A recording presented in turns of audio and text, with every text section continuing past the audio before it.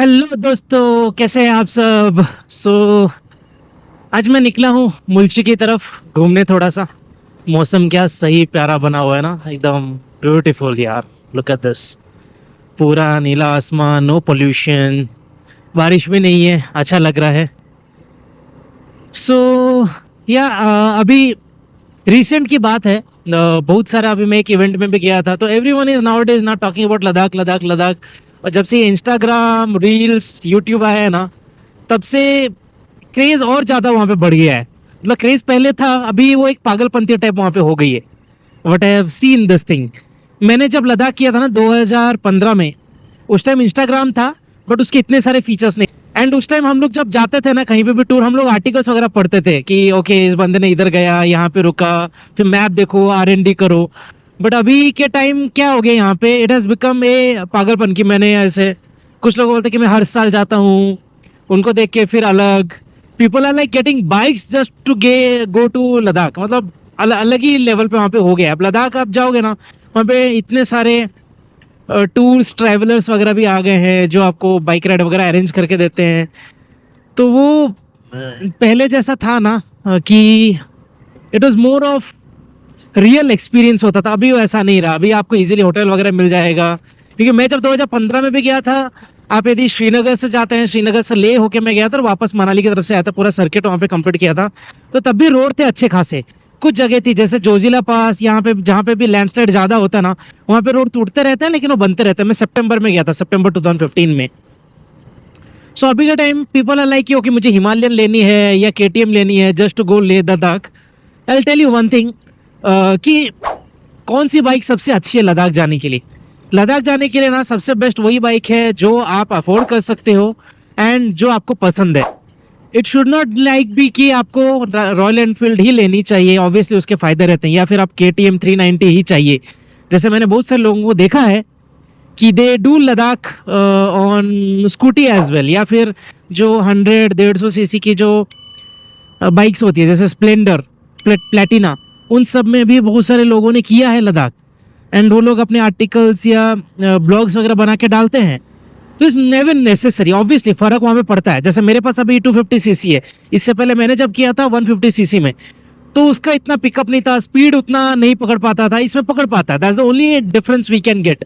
और मेजर कुछ फर्क नहीं पड़ता, बिकॉज हम लोग एक्सपीरियंस राइडर्स नहीं, हम लोग ऐसे ऑफ रोडिंग एग्जैक्टली नहीं करने वाले जाके उधर, या पहाड़ों पे नहीं भगाने वाले। हम आराम से टूर करने वाले हैं। तो टूर करने के लिए जो भी मशीन आप चला के जा सकते हो, जिसमें बिकॉज आप जब लद्दाख जाते हो ना, दूसरे एक्सपेंसिव बहुत सारे आते हैं वहाँ पे, उन सब चीज़ों को भी ध्यान में देख के कंसिडर करना वहाँ पे पड़ता है। वाह सही है ये वाला व्यू तो। हाँ, तो जैसे मैं कह रहा था कि हिमालयन सी, ऑब्वियसली हिमालयन, रॉयल एनफील्ड, ऐसे कोई भी आप पावरफुल गाड़ी लोगे ना, it will always be having advantage, obvious बात है, उसको कोई नज़रअंदाज नहीं कर सकता। या फिर आप KTM वगैरह भी लेते हो 390 सीसी, तो ऑब्वियसली उसके फ़ायदे वहाँ पे रहते हैं। ज़्यादा पावर का इंजन है तो आप ज़्यादा भगा सकते हो, एंड ग्राउंड क्लियरेंस अच्छा रहेगा तो फ़ायदा है। बट क्या रियली हम लोग जो नॉर्मल ट्रिप करते हैं उसमें ग्राउंड क्लियरेंस की ज़रूरत है? सीधे मैं 150 सीसी जो मेरा सुजुकी 150 GS 150R था, जो मैंने 2012 में ली थी, उसको मैंने 10 साल रख के, जो मैंने 10 साल रखा था, ऑलमोस्ट 1.5 लाख किलोमीटर कंप्लीट किया था, यदि वो जा सकता है तो any bike can do Ladakh. Ladakh Spiti आप कोई भी जगह की आप बात करो। सो ऑब्वियसली उसके फ़ायदे वहाँ पे रहते ही है, कि आप हायर पावर रहता है, हायर टॉर्क रहता है, तो इजीली खींच के आपका आगे चले जाएगा। जैसे मेरा जो 150 सीसी था वो ज़्यादा खींच नहीं रहा था, पैंगोंग लेक जाते टाइम थोड़ा स्लो, आराम से फर्स्ट या सेकंड गियर में मुझे बार बार चेंज करके जाना पड़ा था, जो कि ज़्यादा पर सीसी में ये प्रॉब्लम वहाँ पे नहीं आएगा।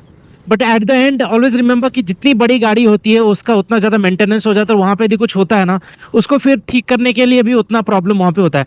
छोटी गाड़ी के पार्ट्स आपको ईजिली मिल जाते हैं, ईजिली वो रिपेयर भी हो जाती है। एंड मशीन एक ऐसी चीज़ है, you never know what is going to happen. Always हमको बैकअप तो रखना ही चाहिए। तो जब भी हम लद्दाख जाते हैं, हाँ ऑब्वियसली कुछ चीज़ों का ध्यान तो देना ही चाहिए। जैसे जो भी आप बाइक ले रहे हो, 150 के ऊपर रहेगी तो अच्छी है, ठीक है, नहीं रहा तो भी it's not a major concern. फिर आपको दूसरा क्या ध्यान देना चाहिए जब भी आप बाइक लेते हो, कि ग्राउंड क्लियरेंस अच्छा है। ये एक ज़रूरी है। मतलब यदि आप मान लो प्रॉपर थोड़ा बहुत ऑफ रोडिंग वगैरह करना चाहते हो या एक्सप्लोर करना चाहते हो लद्दाख वगैरह में जाके, जो रोड्स वगैरह उनको क्रॉस करके कहीं दूसरी जगह जाना चाहते हो, then that ground clearance will be helping you. ये दो चीज़ें जो सबसे ज़्यादा चाहिए। एंड ऑब्वियसली वो ऑफ रोडिंग वगैरह करेंगे तो आपको थोड़ा पावर चाहिए, तो ऑब्वियसली तब वो 150 सीसी में काम वहाँ पे नहीं होगा। सो इसीलिए मैं तो हमेशा सबको रिकमेंड वहाँ पे करता हूँ कि don't fall in trap of buying machine beyond आप कितना अफोर्ड वहाँ पे कर सकते हैं, कि ईएमआई में बहुत सारी चीज़ें मिल जाती है इजीली। आप 4 लाख की भी गाड़ी आराम से उठा सकते हो, बट इज इट आपके पास यदि हाँ ऑब्वियसली इनकम है तो आराम से, उसमें कोई भी प्रॉब्लम नहीं है। आप 4 की उठाइए, 10 की उठाइए, कोई प्रॉब्लम नहीं है।